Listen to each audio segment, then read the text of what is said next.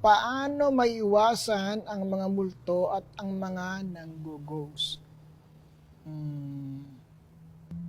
Ganito, yung mga multo kasi pwede mo siyang maiwasan kasi pag umalis ka na dun sa lugar kung nasaan sila, hindi mo na sila makikita. Pero yung mga nanggughost, kahit hindi mo nakikita, naaalala mo pa rin. Siguro ganito na lang, magtulos ka ng kandila, hayaan mong umagos yung luha ng kandila. Pag naubos yung luha ng kandila, dapat naubos na rin yung luha mo at kasabay niya nakalimutan mo na siya. Pagkain ng processed food at sobra-sobrang pag-inom din ng soft drinks. Hindi po ako mahilig magtubig. Parang iba po yung lasa ng tubig. Parang hindi po fresh.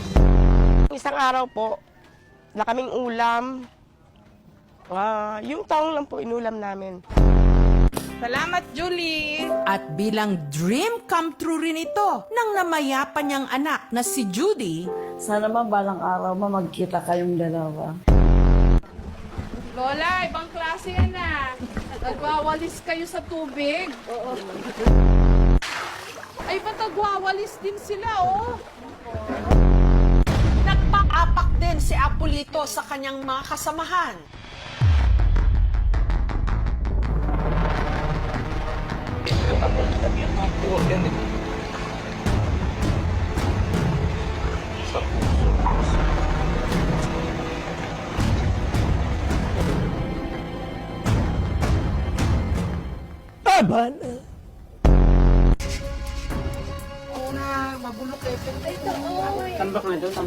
May ko na? Bata. Bata. Anong bata? Bata ang pwedeng pumasok. Dahil sa takot, muntika na raw itapon ni Jenny ang manika.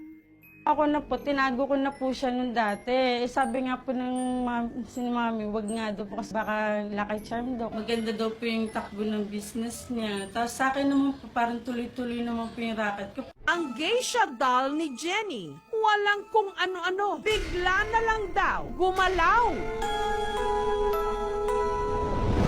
Para malaman kung gumagalaw nga ba talaga ito, isang oras itong tinutukan ng kamera.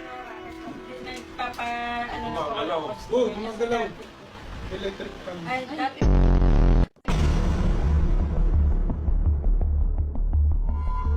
Ako naman nakakakita. Buyod siya. Ayun? Pero, hindi ito gumalaw.